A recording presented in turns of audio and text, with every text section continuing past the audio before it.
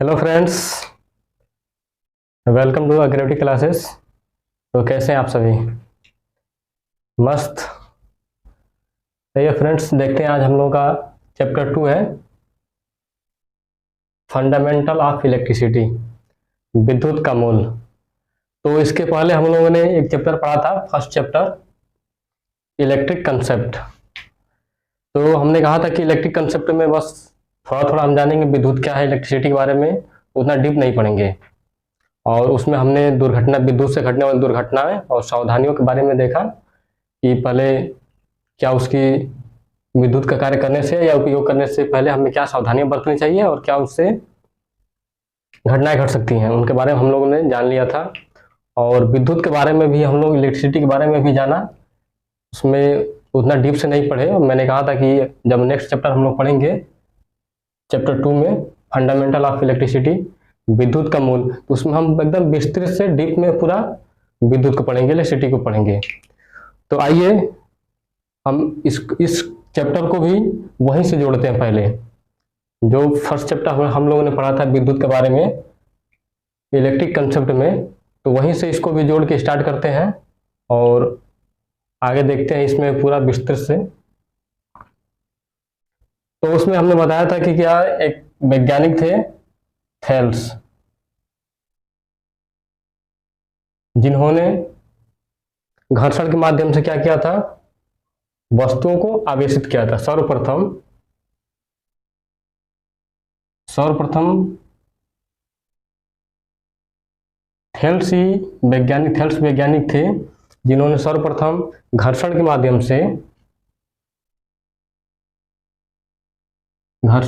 से क्या किया था,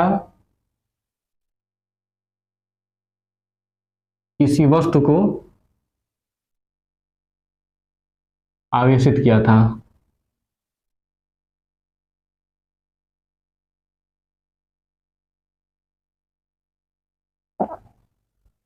इन्होंने, जो पहला वैज्ञानिक ऐसे थे जिन्होंने क्या किया था, घर्षण के माध्यम से किसी वस्तु को आवेशित किया था। और आवेशित का जो गुण था, इसी को इन्होंने विद्युत कहा। जैसे इन्होंने, हमने पिछले वीडियो में बताया था कि एवोनाइट के छड़ लेके रेशम के कपड़े पर रगड़ा, घर्षण कराया। घर्षण कराने से उन्होंने देखा कि जो एवोनाइट का छड़ है उसमें विशेष प्रकार के गुण आ जाता है। उस गुण को इन्होंने विद्युत कहा।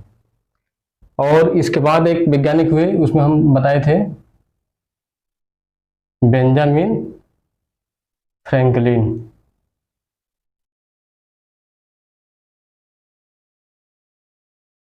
इन्होंने भी क्या कराया, कांच का छड़ लिया। ये इस थेल्स के बाद इन्होंने भी क्या किया, कांच का छड़ लेके और रेशम के कपड़े पर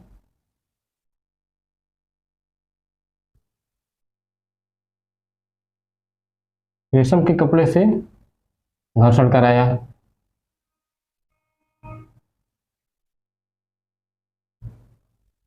और इन्होंने निष्कर्ष निकाला कि जो कांच का छड़ है और रेशम का कपड़ा है, ये दोनों आवेशित हो रहे हैं। इन्होंने क्या कहा, इन्होंने कहा कि घर्षण के माध्यम से क्या हो रहा है, वस्तु में एक आकर्षित करने की गुण आ रहा है, जिसको इन्होंने विद्युत कहा। उसके बाद इन्होंने, बेंजामिन फ्रैंकलिन ने कहा, इन्होंने भी कई प्रयोग किए। प्रयोग करके इन्होंने बताया कि जो कांच का छड़ है और रेशम का कपड़ा है, इन्होंने अलग अलग प्रकार का आवेश का गुण आ रहा है, अलग अलग प्रकार का आवेश आ रहा है। इन्होंने आवेश को और अच्छे से डिफाइन किया और बताया क्या कि आवेश क्या होता है। आवेश दो प्रकार के होते हैं। फर्स्ट बताइए इन्होंने धन आवेश और दूसरा ऋण आवेश। इन्होंने बताया कि आवेश दो प्रकार के होते हैं, एक धन आवेश, एक ऋण आवेश।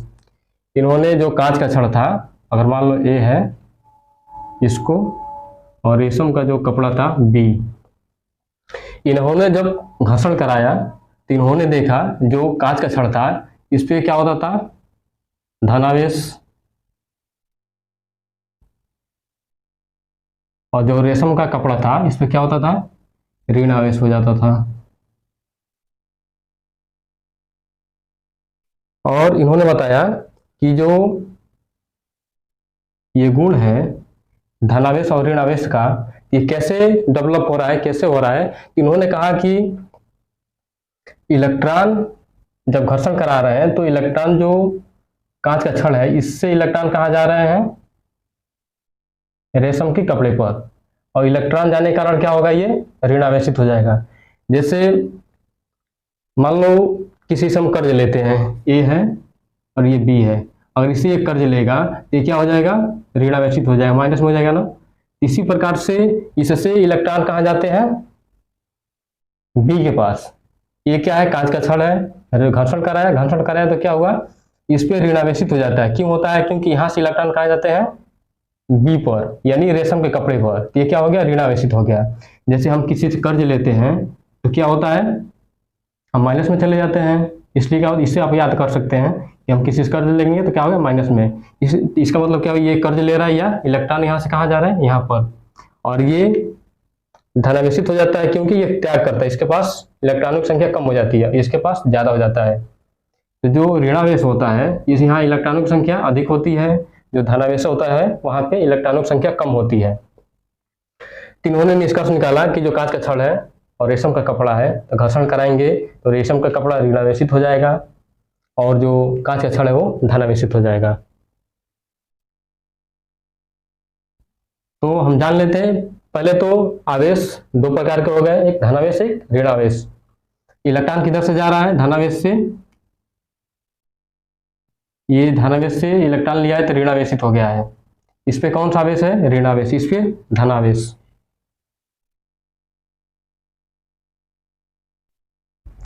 तो ये तो क्लियर हो गया कि घर्षण के माध्यम से आवेश दो प्रकार के हो जाएंगे, एक धनावेश एक ऋणावेश।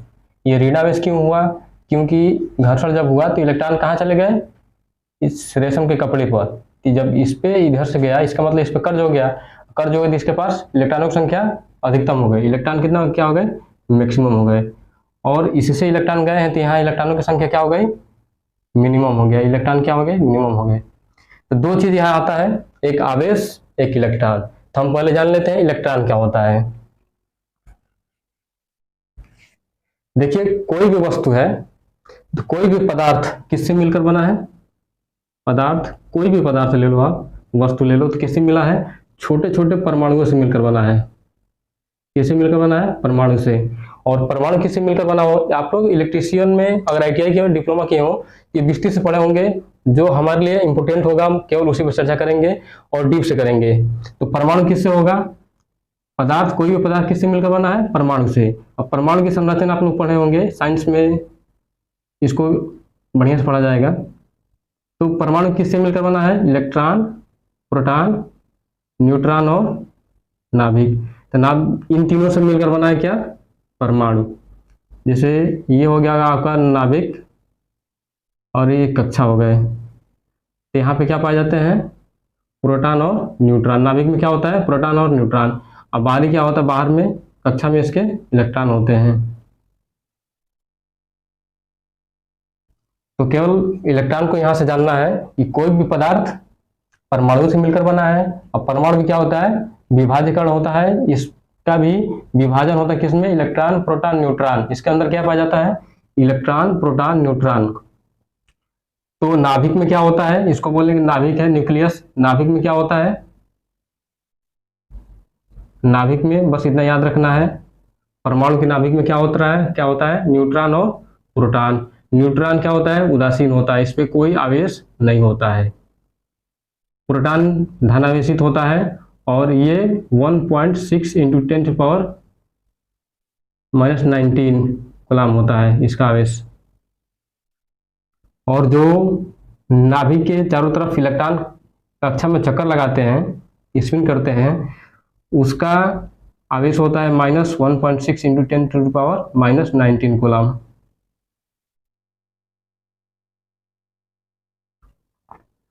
तो यहाँ से हम लोगों ने इलेक्ट्रॉन जाना, इलेक्ट्रॉन क्या होता है, कोई वस्तु किससे मिलकर बना है, परमाणु से मिलकर बना है। परमाणु में क्या पाए जाते हैं? एक नाभिक होता है, नाभिक में न्यूट्रॉन और प्रोटॉन होते हैं और बाहरी कक्षा में इलेक्ट्रॉन होते हैं। नाभिक क्या होता है? नाभिक में न्यूट्रॉन और प्रोटॉन होता है। न्यूट्रॉन क्या होता है? उदासीन होता है, इस पर कोई आवेश नहीं होता है। और प्रोटॉन पे धनावेश होता है 1.6 इंटू 10⁻⁻19 कूलम। और इस पे क्या होता है? इलेक्ट्रॉन पे ये ऋणावेशित होता है 1.6 इंटू 10⁻19 कूलम, ऋणावेशित होता है। तो यहाँ से हम लोग जाना इलेक्ट्रॉन क्या होता है। तो इलेक्ट्रॉन की यहाँ मैक्सिमम होगा रेशम के कपड़ा पर, ऋणावेशित पर इलेक्ट्रॉनों की संख्या अधिक होगी, और जो धनावेशित पदार्थ होगा या वस्तु होगा उस पर इलेक्ट्रॉनों की संख्या मिनिमम होगी, यहाँ पे कमी होगी। हमने यहाँ से जाना कि क्या इलेक्ट्रॉन क्या होता है और धनावेश, ऋणावेश, और आवेश जान लेते हैं। चार्ज किसको बोलते हैं? आवेश।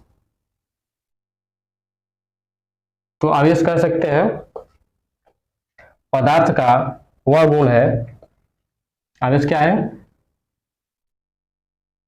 पदार्थ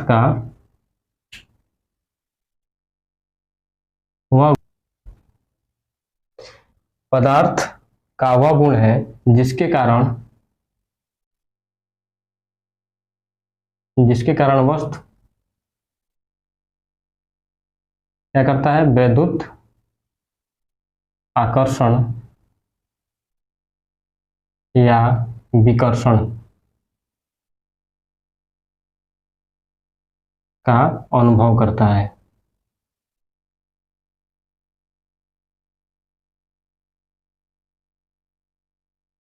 तो दो चीज यहां से निकला, एक धनावेश, एक ऋणावेश। ऋणावेश क्यों है? क्योंकि इलेक्ट्रॉन की संख्या अधिक है। तो इलेक्ट्रॉन क्या होता है? इलेक्ट्रॉन के बारे में हमने देखा। इलेक्ट्रॉन क्या होता है? परमाणु में इलेक्ट्रॉन, प्रोटॉन और न्यूट्रॉन होता है। उसके आवेश के बारे में हमने जाना किसका क्या आवेश होता है। और आवेश के बारे में जाना हमने क्या, आवेश क्या होता है, चार्ज क्या होता है? पदार्थ का वह गुण होता है जिसके कारण क्या करता है? वस्तु वैद्युत आकर्षण, अट्रैक्शन या रिपल्शन, विकर्षण का अनुभव करता है। जैसे यहाँ धनावेश है, ये अगर इस वस्तु पे धनावेश है तो अगर इस वस्तु को, अगर ये वस्तु धनावेशित है, इसको किसी सी वस्तु अगर ये भी धनावेशित है, इसके पास ले जाएंगे तो क्या होगा? रिपल्शन होगा। ये क्या करेंगे? एक दूसरे से दूर जाएंगे। और यही वस्तु और इस पे क्या हो? ऋणावेशित हो, ये दोनों क्या हो जाएंगे? इन दोनों में अट्रैक्शन होगा, दोनों क्या होंगे? पास आएंगे, अट्रैक्शन होगा। तो यही इन्होंने बताया, बेंजामिन ने, कि दो आवेश होते हैं, एक धनावेश, ऋणावेश। यही कारण है कि जब रेशम के कपड़े इसको कांच को रगड़ते हैं तो एक धनावेशित होता है, एक ऋणावेशित होगा। और जब ये दोनों, एक धनावेशित होगा एक ऋणावेशित होगा, तीनों में एक अट्रैक्शन का बल काम करेगा। ये दोनों क्या होंगे? एक दूसरे की ओर खिंचाव काम कर, खिंचाव बल लेगा। अट्रैक्शन होगा, आकर्षण होगा। तो ऋणावेश से धनावेश की तरफ इलेक्ट्रॉन चलेंगे। किधर? ऋणावेश की तरफ से, इधर मैक्सिमम है तो ऋणावेश की तरफ से धनावेश की तरफ इलेक्ट्रॉन का बहाव होगा। जब इलेक्ट्रॉन इधर से आएंगे तो यही इलेक्ट्रॉन का प्रवाह होना, एक वस्तु से दूसरे वस्तु को इलेक्ट्रॉन का प्रवाह होना ही क्या कहलाता है? विद्युत धारा। विद्युत धारा, इलेक्ट्रिक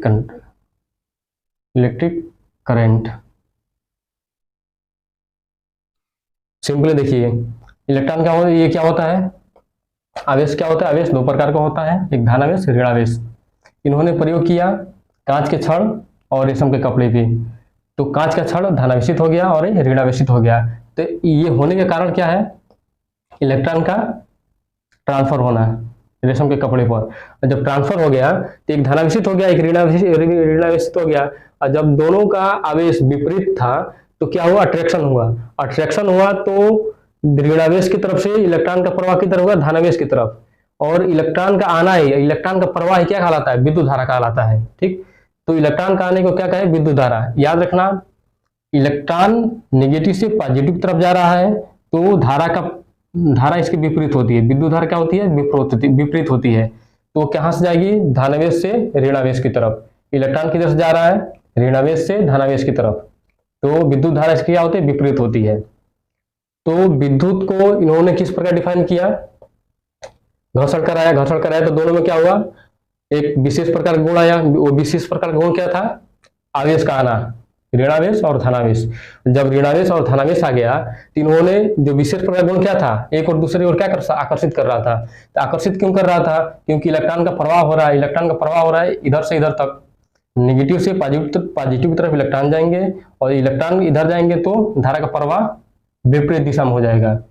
इसको कहा गया विद्युत धारा। विद्युत धारा क्या है, आवेश के प्रवाह को क्या बोलेंगे, विद्युत धारा। आवेश के प्रवाह को विद्युत धारा बोलेंगे। आवेश का प्रवाह क्या कहलाता है, विद्युत धारा कहलाता है।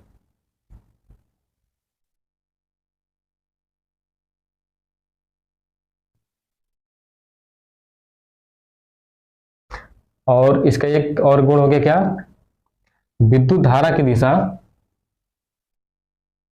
विद्युत धारा, विद्युत करंट, इलेक्ट्रिक करंट का दिशा क्या होता है, इलेक्ट्रॉन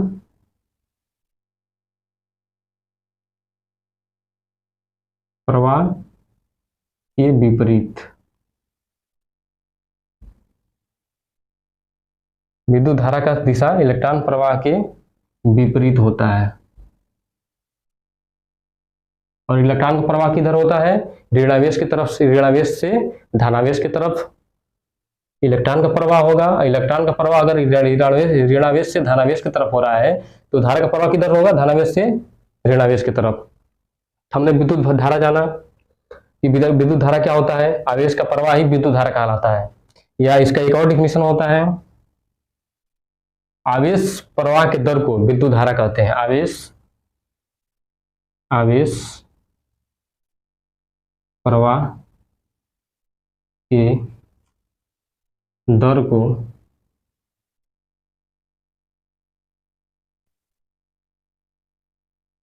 विद्युत धारा कहते हैं।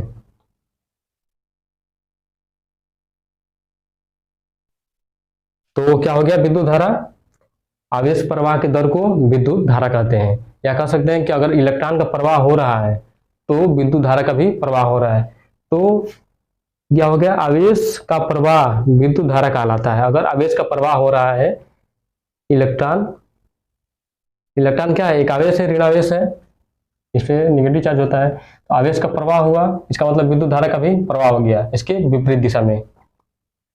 तो हमने जाना क्या, थेल्स, इतना याद रखना, थेल्स ने क्या किया, सर्वप्रथम यही वैज्ञानिक थे जिन्होंने घर्षण के माध्यम से किसी वस्तु को क्या किया था, आवेशित किया था। तो केवल इन्होंने क्या कर दिया, इन्होंने केवल आवेशित किया था, लेकिन उसके बारे में नहीं बताया कि आवेश कितने प्रकार के होते हैं, या धनावेश हुआ है या ऋणावेश हुआ है। और बेंजामिन फ्रैंकलिन ने क्या किया, इन्होंने जब प्रयोग किया तो इन्होंने उसको आगे बढ़ाते हुए बताया कि क्या होता है, आवेश दो प्रकार के होते हैं, एक धनावेश होता है और एक ऋणावेश होता है।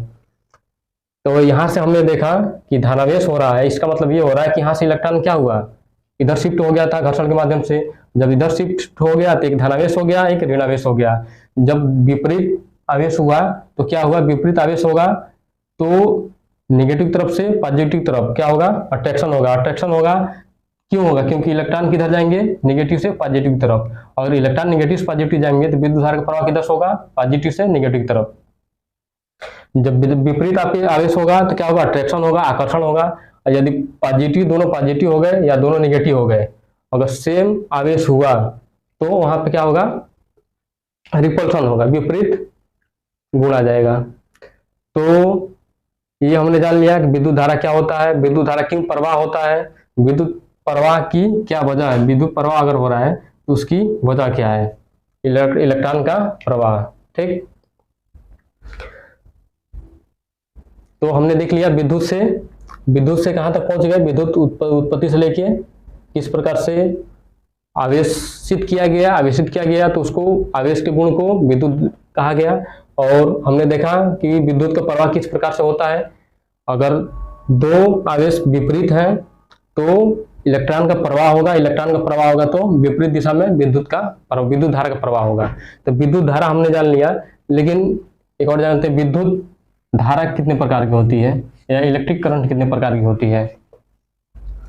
तो विद्युत धारा दो प्रकार का होता है, एक डीसी और एक एसी। डीसी धारा और एक अल्टरनेटिंग करंट।